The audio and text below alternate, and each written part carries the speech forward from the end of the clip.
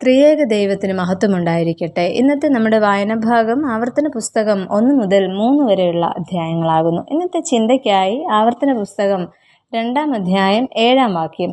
നിന്റെ ദൈവമായ യഹോവ നിന്റെ കൈകളുടെ സകല പ്രവൃത്തിയിലും നിന്നെ അനുഗ്രഹിച്ചിരിക്കുന്നു. ഈ മഹാമരുഭൂമിയിൽ നീ സഞ്ചരിക്കുന്നത് അവൻ അറിഞ്ഞിരിക്കുന്നു. ഈ 40 സംവത്സരം നിന്റെ ദൈവമായ യഹോവ നിന്നോടുകൂടെ ഇരുന്നു. നിനക്ക് യാതൊന്നിനും മുട്ടുവന്നിട്ടില്ല. പഞ്ചഗ്രന്ഥങ്ങളിൽ ഒടുവിലത്തെ പുസ്തകമായ ആവർത്തന പുസ്തകത്തിന് മറ്റു ഗ്രന്ഥങ്ങളെ അപേക്ഷിച്ച് വിശുദ്ധ തിരുവെഴുത്തിൽ ഒരു പ്രത്യേക സ്ഥാനമാണ് ഉള്ളത്. യഹൂദ മത അനുഷ്ഠാനങ്ങളിലും ക്രിസ്തീയ വിശ്വാസ പ്രക്രിയയിലും ആവർത്തന പുസ്തകത്തിൻ്റെ സ്വാധീനം വളരെ അധികം വലുതാണ്. മാത്രമല്ല, പഞ്ചഗ്രന്ഥമായ തോറയെയും ആദ്യകാല പ്രവാചകന്മാരെയും തമ്മിൽ ബന്ധിപ്പിക്കുന്ന ഒരു കണ്ണിയായിട്ട് കൂടി നമുക്ക് ആവർത്തന പുസ്തകത്തെ കരുതാവുന്നതാണ്. മോശ തൻ്റെ ജീവിതത്തിൻ്റെ അവസാന ഘട്ടത്തിൽ ഇസ്രായേൽ ജനതയ്ക്ക് നൽകുന്ന ഉപദേശങ്ങളുടെ ഒരു സമാഹാരമാണ് നമുക്കിതിലൂടെ കാണുവാനായിട്ട് സാധിക്കുന്നത്. ഈ ഭാഗത്ത് നിന്നും 2 ചിന്തകൾ പങ്കുവെക്കട്ടെ. ഒന്നാമതായിട്ട്, ദൈവം പുതുവഴികൾ തുറക്കുമ്പോൾ ഭയപ്പെടാതെ മുന്നോട്ട് പോകുക. ഹോരേബിൽ എത്തിയ ജനത്തോട് ദൈവം സംസാരിക്കുന്നു. അത് നമുക്ക് ആവർത്തന പുസ്തകം 1-ാം അധ്യായത്തിൻ്റെ 6 മുതൽ 8 വരെയുള്ള വാക്യങ്ങളിൽ കാണാം. അവിടെ പറയുന്നു, നിങ്ങൾ ഈ പർവ്വതത്തിങ്കൽ പാർത്തത് മതി എന്ന്. തിരിഞ്ഞ് യാത്ര ചെയ്യുക. അമോന്യരുടെ പർവ്വതത്തിലേക്കും അതിൻ്റെ അയൽ പ്രദേശങ്ങളിലേക്കും നിങ്ങൾ യാത്ര ചെയ്യുക എന്ന് ദൈവം അവരോട് അരുളി ചെയ്യുന്നുണ്ട്. ഇത്തരത്തിൽ ദൈവം നമ്മോടും പല കാര്യങ്ങളും സംസാരിക്കാറുണ്ട്. എന്നാൽ ദൈവം നമ്മെ മുന്നോട്ട് നയിക്കുമ്പോൾ പിന്നിലോട്ട് നോക്കി നിൽക്കുവാനായിട്ട് പാടില്ല.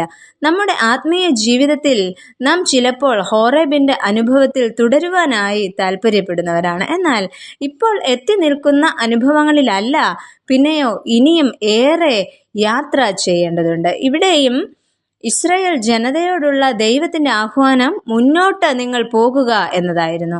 വിശ്വാസം എന്നത് ഒരു ചുവടുകൂടി മുന്നോട്ട് വയ്ക്കലാണ്. അങ്ങനെ പടിപടിയായി വളരുക. അങ്ങനെയെങ്കിൽ ഇസ്രായേൽ ജനതയ്ക്ക് ദൈവം പുതുവഴികൾ തുറന്നതുപോലെ നമുക്കും പുതുവഴികൾ തുറക്കുവാനായിട്ട് ആഗ്രഹിക്കുന്നു. അതിനായി നമ്മൾ ചെയ്യേണ്ടത് ഹോറേബിൻ്റെ അനുഭവത്തിൽ തുടരുകയല്ല, മറിച്ച് ഭയപ്പെടാതെ മുന്നോട്ട് പോകേണ്ടതായിട്ട് ഉണ്ട്. രണ്ടാമതായിട്ട് നമുക്കിവിടെ കാണുവാൻ കഴിയുന്നത്, ശാസനകൾ ദൈവിക പദ്ധതിയുടെ ഭാഗമാണ്. അതിനാൽ ഭയപ്പെടാതെ അനുസരിക്കുക. കാദേശ് ബർണേയയിൽ വച്ച് ചാരന്മാരുടെ റിപ്പോർട്ട് കേട്ട ഇസ്രായേൽ ജനങ്ങൾ ഭയപ്പെട്ടു പോകുന്നു. അതിന് കാരണം വാഗ്ദത്തം നൽകിയ ദൈവത്തെക്കാൾ വലുതായി അവർ അവരുടെ പ്രശ്നങ്ങളെ കണ്ടതിനാലാണ്.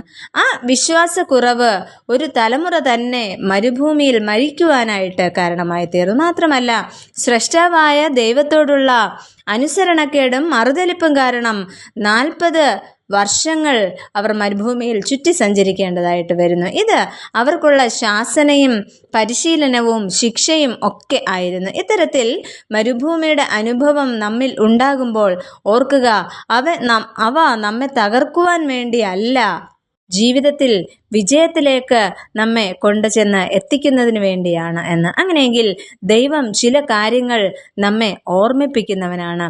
ചില കാര്യങ്ങളിൽ അവൻ നമ്മെ തിരുത്തുന്നവനാണ്. അവൻ നമ്മെ പരിശീലിപ്പിക്കുന്നവനാണ്. അതിലൂടെ നമ്മെ വിജയത്തിലേക്ക് എത്തിക്കുന്നവനാണ് ഈ ദൈവം. അങ്ങനെയെങ്കിൽ ഈ ദൈവത്തിൻ്റെ കരങ്ങളിലേക്ക് നമ്മെ തന്നെ താഴ്ത്തി നമുക്ക് സമർപ്പിക്കാം, പ്രാർത്ഥിക്കാം. പ്രിയ കർത്താവേ, അവിടുന്ന് ഞങ്ങൾക്കായി പുതുവഴികൾ തുറക്കുന്ന ദൈവമാകുന്നുവല്ലോ. അതിനാൽ ഭയപ്പെടാതെ മുന്നോട്ട് പോകുവാൻ ഞങ്ങളെ അവിടുന്ന് ഇടയാക്കണമേ. അവിടുന്ന് ഞങ്ങളെ ശാസിക്കുകയും ശിക്ഷിക്കുകയും ചെയ്യുന്ന ദൈവമാകുന്നുവല്ലോ. അവിടുത്തെ ശാസനകൾ ഹൃദയപൂർവ്വം സ്വീകരിക്കുവാൻ, ഭയപ്പെടാതെ മുന്നോട്ട് ജീവിക്കുവാൻ ഞങ്ങളെ ഓരോരുത്തരെയും ഇടയാക്കണമേ. ആമേൻ.